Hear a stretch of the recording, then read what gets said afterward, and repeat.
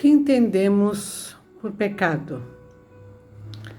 Esdras 9, de 6 a 7. Vamos ler. Lendo Esdras 9, de 6 a 7.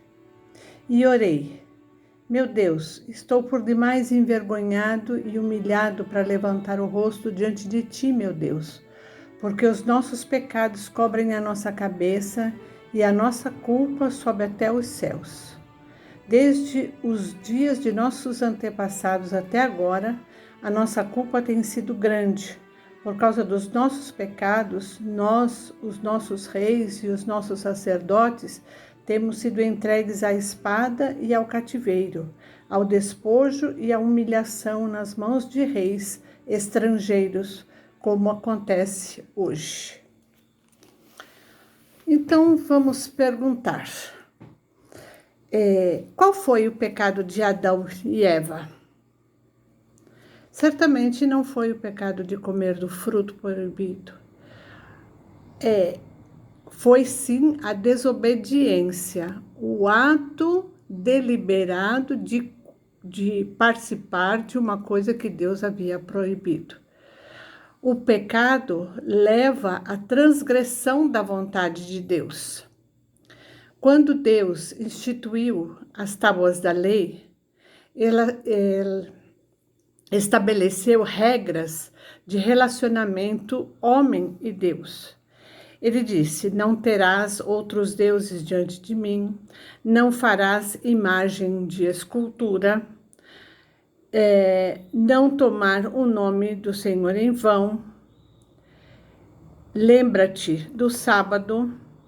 Esse foi do relacionamento homem-Deus, e outros do relacionamento homem-homem. Honra teu pai e tua mãe, não matarás, não adulterarás, não furtarás, não dirás falso testemunho, não cobiçarás. Então, do 1º ao 4º mandamento, ele fala do relacionamento entre homem e Deus. Do 5º ao 10º, ele fala do relacionamento homem-homem. Daí, serem escritas em 2 tábuas separadas. Quando o homem se afasta de qualquer desses mandamentos, ele desobedece a Deus e peca.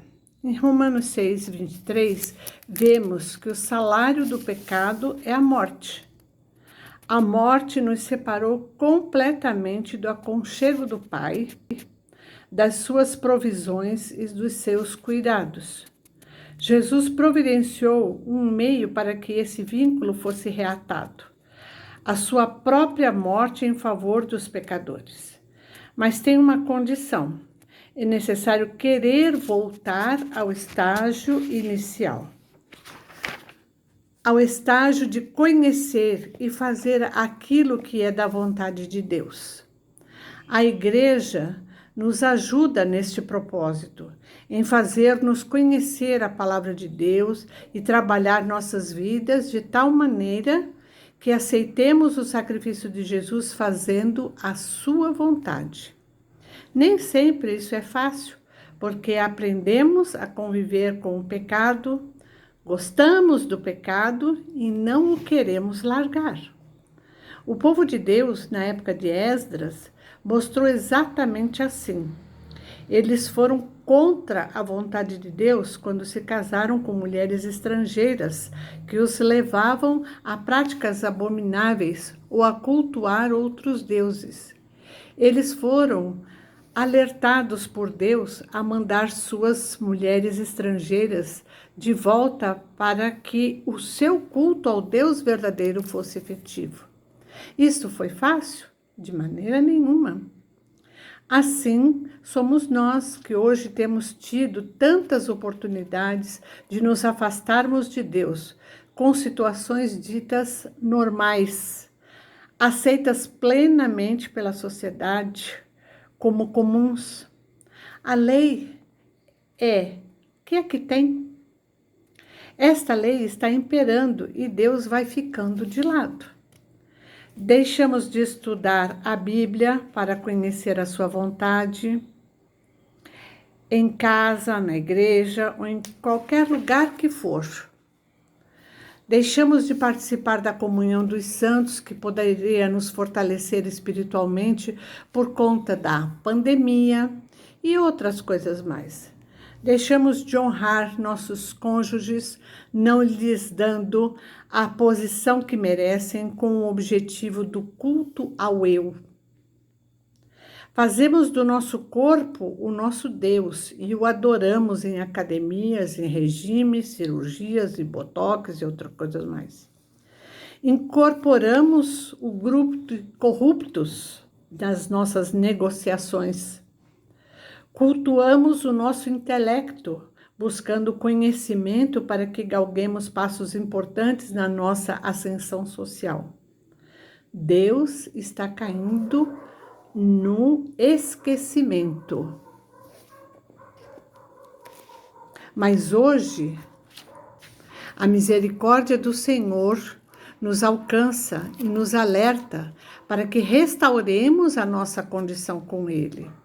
Se pudéssemos olhar Jesus na nossa condição humana, nós o veríamos com a túnica e manto rasgados, cabelos arrancados da cabeça e da barba, caído de joelhos com as mãos erguidas para o alto, envergonhado e humilhado por conta dos nossos pecados.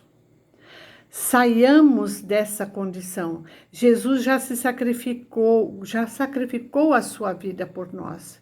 Isto não basta? Acordemos enquanto é tempo para uma vida que agrade a Deus e que nos reconcilie com Ele. Honremos de vontade ao Senhor.